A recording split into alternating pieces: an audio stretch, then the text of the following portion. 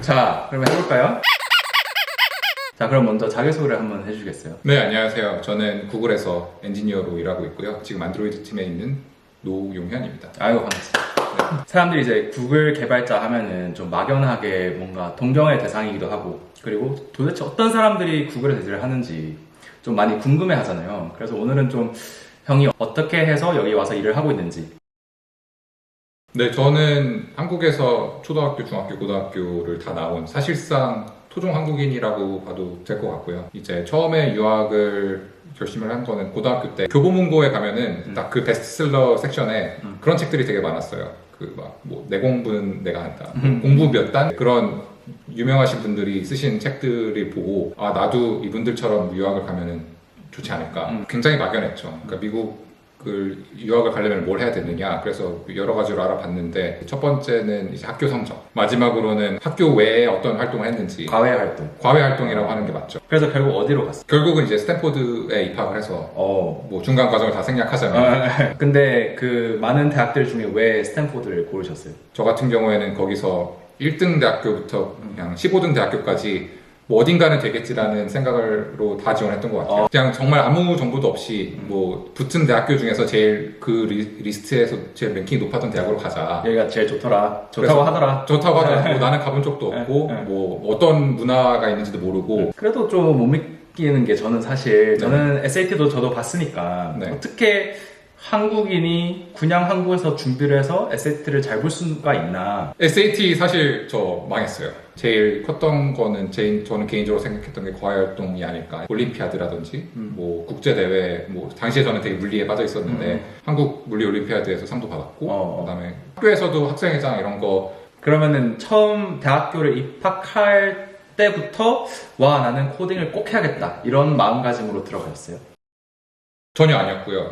그러면 어떻게 하다가 좀 코딩을 해볼까. 특히나 이제 미국에는 또 어렸을 때부터 코딩을 한 애들이 좀 많잖아요. 좀 이상한 애들. 맞아요. 그때 당시 인식만 해도 네. 스탠포드에 오니까 뭐 주변에 워낙 실리콘밸리 회사들이라고 일컬어지는 회사들이 워낙 많고. 이때가 몇 년도였죠? 2007년도. 2007년도. 그러니까 이제 아직 아이폰이 나오기 직전이네요. 딱 그때 제가 입학했을 때 아이폰이 출시가 되어서 사람들이 딱 사기 시작했을 때였어요. 저는 당시에는 삼성폰을 썼었지만 네. 아이폰이 나오면서 제 친구들이 사고 이제 원래 미국에서 옛날에 스마트폰이 나오기 전에는 문자나 이런 걸 했을 때 카톡도 없었으니까 맞아요. 그 영어로밖에 못했었는데 이제 이 한글 키보드로 한글로도 이제 친구들끼리 문자가 된다. 되게 신기하고 딱 그게 제가 학교 입학할 때 시작된 트렌드였어요. 그때만 해도 막 모토로라 이런 거 쓰고 블랙베리 이런 거 쓰다가 사람들이 아이폰이라는 걸로 조금씩 갈아타기 시작할 때 그때죠. 맞아요. 네. 한국에서는 막 뭐 가로 본능, 전지현폰 이런 게 나올 때였죠. 네, 그때 해서 제가 이제 어쨌든 미국에 와가지고 그런 식으로 이게 딱 왔는데 되게 스탠포드 학풍이 interdisciplinary 그다음에 entrepreneurship 이런 식으로 어떻게 보면은 다른 공부도 많이 해보라고 권장을 많이 해주고 그다음에 창업이나 이런 것들에 되게 많이 그 기회나 많이 주변에서 하는 거를 볼 수가 있거든요. 그래서 그런 거를 많이 보면서 저도 이게 꼭 고등학교 때 봐왔던 시선에 머무를 게 아니라 또 다른 게 나한테 적용될 수 있는 게 뭐가 있을까. 또 그러던 와중에 저는 미국에 올 때 장학금을 받았는데 같이 장학금을 받았던 한국에서 받았거든요. 그래서 그게 삼성 장학금. 네네, 삼성에서 장학금을 받아서 미국에 유학을 올 수 있었는데 같이 장학금을 받았던 다른 이제 친했던 형, 뭐 누나들 이런 분들은 이제 박사로 오신 분들이 많았는데 이제 20대 중반, 뭐 후반에 계셨던 형들이 되게 밤낮으로 실험실에 있고 이렇게 되게 고생하시는 모습을 보면서 이게 내가 과연 저렇게까지 할 정도로 산업공학과에서 박사를 하고 이러한 뭐 순수 과학이나 이런 거에 관심이 있을까라고 뭐 계속 의문을 갖게 되었고 내가 진짜 찐 물리학도인가? 그럼요. 한번 생각을 한 거죠. 이제 과연 내가 이렇게 계속 공부를 해가지고 성공할 수 있을까? 혹은 정말 저 힘들고 긴 박사 과정을 견딜 수 있을까라는 고민을 많이 하게 되었고 결론은 아니었다. 그래서 나는 이제 학부 혹은 석사까지만 공부를 한 다음에 이제 찾을 수 있는 커리어를 찾아야겠다. 근데 당시에 제가 많이 뭐 고등학교 때도 준비를 하고 그랬던 게 뭐 수학, 물리 이런 거였기 때문에 이제 비슷한 과목이 뭐가 있을까 고민하다가 군입대를 했습니다. 그게 이제 2009년도에 입대를 해서 2011년도에 끝나고 한국에서 마치고 이제 미국에 돌아오니까 네. 2007년도에 아까 아이폰이 처음 나왔을 때에 비해서 네. 모든 사람이 이제는 아이폰 아니면은 갤럭시를 비롯한 스마트폰을 들고 다니는 세상이 되었고 그리고 이제 굉장히 많은 제가 아까 그 학부 1, 2학년 때 같이 이제 수업을 들었던 친구들 같은 경우에는 2년이 지났으니까 이제 학부를 졸업했잖아요. 저는 아직 복학생 3학년이지만 그렇죠.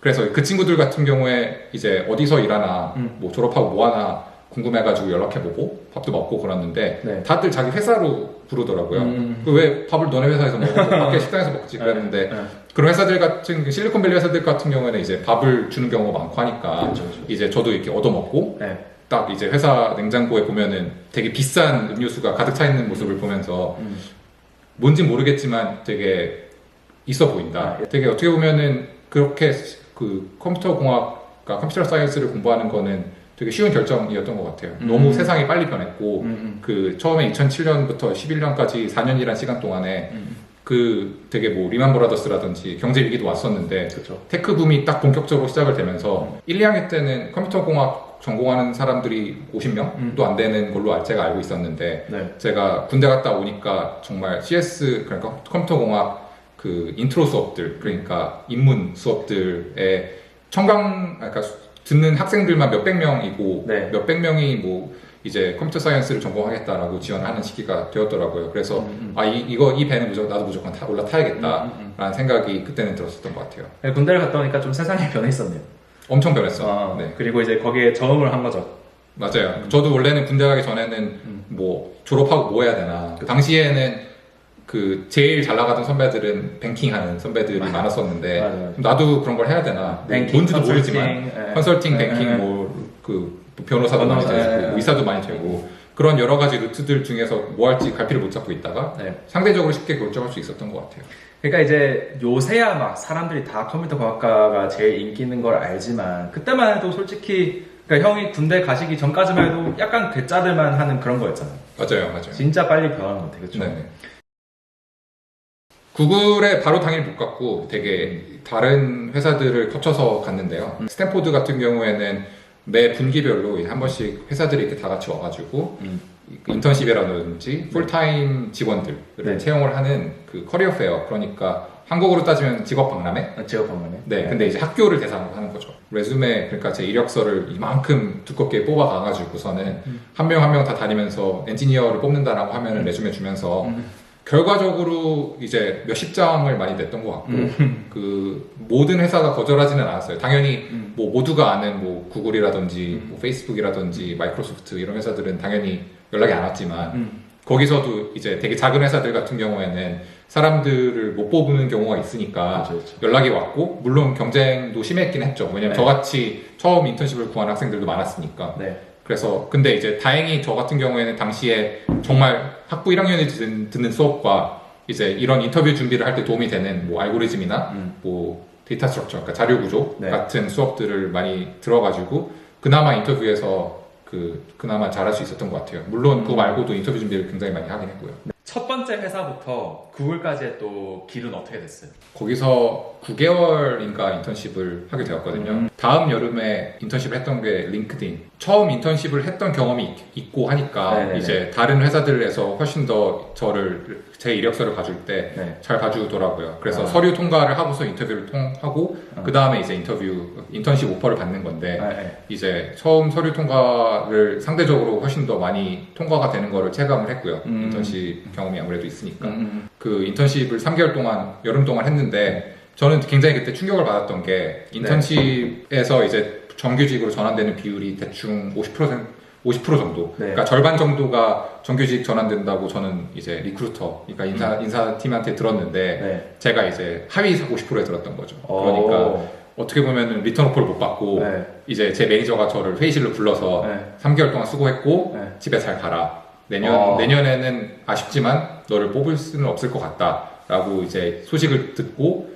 저는 그때가 이제 학부 끝나고 석사를 시작하기 전인데 저는 1년짜리 석사 프로그램을 하는 거였기 때문에 그거 끝나고 원래 바로 그 정규직으로 링크드인에서 일하고 싶었던 마음도 있었고요. 그쵸. 근데 그게 제 마음대로 안 되니까 네. 어떻게 보면 되게 큰 충격을 받았어요, 당시에. 정규직 전환이 성공적으로 안 된 거죠, 인턴십에서. 맞아요. 와, 그래서 그때 어떻게 하셨어요? 네, 근데 어쩔 수 없죠. 그러니까 이제 저는 다시 뭐 정규직이나 뭐 인턴십을 알아봐야 되는 상황이 왔고. 또 한 번 더 해야 되는 네네. 거지. 그러니까 이제 그 당시에는 뭐 링크드인 뭐 타이틀이 제 레주메는 어쨌든 오퍼를 못 받았지만 네. 있었기 때문에 네. 되게 많은 회사를 알아봤고요, 당연히. 근데 다행히 감사하게도 구글에서 인턴십 인터뷰 기회를 주셔가지고 3년 만에 들어가게 되었습니다. 코딩 인터뷰를 하고요. 전화로 이렇게 하면서 뭐 물어보면 코딩 이렇게 말로 해요? 그러니까 맞아요. 그래서 전화 인터뷰인데 코딩을 어떻게 하느냐. 네. 한 손에 전화 들고 한 손에 코딩할 수 없지 않나. 그러니까 보통 어떻게 하냐면은 이제 네. 컴퓨터에다가 이어폰을 꽂고 그 이제 컴퓨터를 마이크가 달린 이어폰을 꽂고 구글의 정직원 이제 소프트웨어 엔지니어 분과 네. 이제 어떤 문제를 제시를 하면은 기술 면접이라고 하죠. 네. 그렇게 뭐 제가 구글 닥이나 아니면 온라인 에디터 이런 데다가 코드를 써가지고 이건 이렇게 풀면 될 것 같습니다 라고 제가 실제로 라이브로 코딩하는 거를 보여주는 딱 45분 정도짜리 2개 하는데 그렇게 네. 2번 정도를 해서 인턴십은 2번이고 정규직은 더 많거든요. 네. 그래서 인턴십 같은 경우 2번을 해가지고 다행히 둘 다 문제를 적절하게 풀어서 네. 오퍼를 받을 수 있었어요. 그러니까 전화 통화를 하면서 컴퓨터 이렇게 들고 같이 보면서 하는 거죠. 내 네. 화면을. 그렇게 해서 인턴이 됐어요. 근데 링크드인에서도 인턴을 했었는데 정규직 전환이 안 됐잖아요. 맞아요. 그래서 이번에는 또 좀 그런 노심초사를 좀 했을 것 같은데. 엄청 후달렸죠. 어떻게 보면은 긴장을 많이 했고 네. 아무래도 이게 지금 내가 리턴 오퍼를 못 받으면 그동안 내가 밤새서 코딩하고 인턴십하고 막 이력서 이만큼 뽑고 이렇게 했던 모든 노력들이 수포로 돌아가는 거고 어떻게 보면은 미국에 유학을 왜 왔나 이런 약간 자괴감도 들 수 있고 하니까 되게 열심히 했던 것 같아요. 그리고 이게 사실 마지막 기회잖아요. 그렇죠. 석사 마치고 정규직을 이제 찾아야 되니까. 맞아요. 네. 석사는 뭐 되게 미국 같은 경우에는 한국처럼 이렇게 길지 않고 수업만 1, 2년 들으면 되는 석사였고요. 저 같은 경우에. 그래서 저도 졸업이 곧 바로 남아 있었던 상황이었기 때문에 인턴십에서 그 정규직으로 전환되는 게 굉장히 절실했어요. 제일 중요한 시기. 네, 그래서 이제 인턴십 같은 경우에는 원래 뭐 되게 놀고 먹는 이벤트가 많아요. 워낙에 이제 학생들한테 잘 대해주면은 거기에 대한 뭐 좋은 이미지라든지 뭐 이렇게 나는 저 회사가 좋아라는 이제 애사심이 생기니까 되게 이벤트가 많거든요. 네. 물론 그런데 뭐 가기도 했지만 저 같은 경우에는 일이 제일 중요하다. 네. 나는 링크드인에서 뭐 약간 쓴맛을 봤던 경험이 있었기 때문에 네. 정말 열심히 해야 되는구나라는 생각이 들어가지고 당시에 총 14주 인턴십을 했었는데 네. 14주 동안 주말 출근을 거의 한 주 빼고 다 했던 것 같거든요. 그래서 네. 그게 되게 구글 안에서도 되게 큰 건물에 제가 저희 팀에 있었는데 그 건물 전체 몇백 명 있는 그 건물에 딱 유일하게 저 말고 주말 출근을 하는 사람이 되게 재밌는 게 제 매니저여가지고 네. 제 매니저랑 저랑 뭐 토요일 일요일 날 아침에 나와가지고 서로 등 맞대고 앉아가지고 각자 할 일 하고 그래서 이제 그렇게 열심히 일을 했으니까 당연히 결과나 성과가 좋았고 그래서 리턴 오퍼를 받게 되었습니다. 어떻게 보면 미국에서 제일 미국적인 회사에서 제일 한국식으로 일을 했는데 그게 좀 잘 풀렸네요. 네, 그 제 매니저도 그렇고 저도 네. 그렇고 네. 굉장히 한국식으로 제 매니저는 인도 분이셨지만 네. 네, 일을 해가지고 리턴 오퍼를 받아서 어떻게 보면은 오퍼를 받은 거죠. 그렇게 열심히 해서. 축하드립니다. 근데 이제 구글에서 인턴십이 끝나고 딱 구글만 가는 게 아니고 이제 다른 회사들도 보통 인터뷰를 좀 보잖아요. 네, 맞아요. 그렇죠. 오퍼를 여러 개 받으면은 협상이 유리를 하니까. 네. 그때는 이제 어떤 다른 회사들을 보셨어요? 스타트업부터 큰 회사까지 다양하게 했는데 결과적으로 다른 회사 오퍼를 받은 건 구글 말고는 트위터, 마이크로소프트, 우버, 그다음에 이제 로보 어드바이저리를 해주는 웰스프론트라고 스타트업이 있었고 네. 그렇게 오퍼를 총 구글 포함해서 5개 회사에서 받았던 것 같고 그러니까 처음 인턴십을 구할 때랑은 굉장히 다르네요. 레주메에 구글 인턴십을 했고 오퍼를 받았다라고 하면은 아무래도 다른 회사들이 그거를 높이 사는 경향이 있는 것 같아요. 확실히. 그래서 인터뷰를 물론 뭐 열심히 준비를 했고 했지만 어쨌든 처음에 서류 과정이나 이런 걸 넘어가는 과정에서는 확실히 구글이라는 브랜드가 도움이 됐고 따라서 다른 회사 오퍼들도 처음에 고생했던 거에 비하면 훨씬 더 수월하게 받을 수 있었습니다. 그러면은 그 오퍼들 중에 무조건 구글 이런 거는 또 아니었을 것 같은데 왜 구글을 선택하셨는지 궁금하거든요. 이때가 2014년이어가지고 네. 당시에 우버면은 훨씬 IPO 하기 전, 그러니까 프리 IPO 단계였고 기업 공개를 하기 전. 맞습니다. 네. 그래서 상장을 네. 하기 전이죠. 네. 그래서 굉장히 포텐셜이 있다라고 생각이 들었고 그때 왜냐면 여기서는 다 우버를 썼잖아요. 또 그럼요. 우리는 다 알죠 이거 포텐셜. 미국에서는 이미 이제 택시는 안 타고 우버만 타던 시기였고 네. 그래서 저도 굉장히 회사가 잘 될 것 같다는 생각이 있었기 때문에 봤던 것 같고 그거 말고도 뭐 트위터라든지 아니면은 또 당시에 제가 인터뷰 과정에 있었던 회사가 코인베이스 그러니까 미국의 어떻게 보면 업비트 같은 거래소를 하는 가상화폐 거래소. 가상화폐 거래소도 당시 2014년도에 비트코인에 관심이 있어가지고 인터뷰도 하고 있었고 되게 여러 가지 회사를 인터뷰를 했던 것 같아요. 비트코인 30만 원 하던 시절이죠. 그때가 싸면 30만 원, 비싸면 100만 원 왔다 갔다 했던 시기였고요. 지금 1,700만 원입니다. 네 맞아요. 네네. 그 왜 안 갔는지 모르겠. 그렇게 해서 되게 다양한 회사를 인터뷰를 했고 그 이유가 아까 말씀하셨던 것처럼 이제 여러 회사 같은 경우에 오퍼가 동시에 있을 때 이제 한국처럼 정해진 연봉을 주는 게 아니라 이제 이 회사가 좀 더 많이 준다. 그렇게 이제 내고를 할 수 있는 기회가 있었던 걸 알고 있었기 때문에 네. 그렇게 한 것도 있지만 또 이제 어떤 다른 옵션이 있는지 내가 구글에서 인턴십을 했기 때문에 꼭 구글에 가야 된다라는 건 아니니까 그렇죠. 되게 다양한 기회를 보고 싶어서 많이 알아봤던 것 같아요. 대학도 뭐 하버드 갈까 MIT 갈까 이런 것처럼 네, 맞아요. 행복한 고민을 할 수가 있는 거죠. 네네. 그때 당시에는 굉장히 행복했죠. 왜냐면은 그 불과 3개월 전만 하더라도 이제 오퍼를 받냐 맞냐 주말마다 출근하고 그랬었는데 네. 이제 그렇게 열심히 뭐 주말 출근하고 뭐 일하고 난 다음에 오퍼를 결과적으로 하나 이상 받았다라는 것 자체만으로도 너무 감사했던 것 같아요. 맞아요. 하나 이상 있을 때랑 마음가짐이 확 달라지나요. 네네. 하나만 있어도 딱 하나만 있어도. 그 순간만큼은 이제 사실 다시 돌이켜보면은 그때가 내가 회사한테 마지막으로 가릴 수 있는 순간이거든요. 그때 이후로 직원이 되면은 뭐 완벽하게 을이 되는 거니까 맞아요. 그때는 되게 행복했죠. 구글이 제시한 연봉이 제일 높았어요.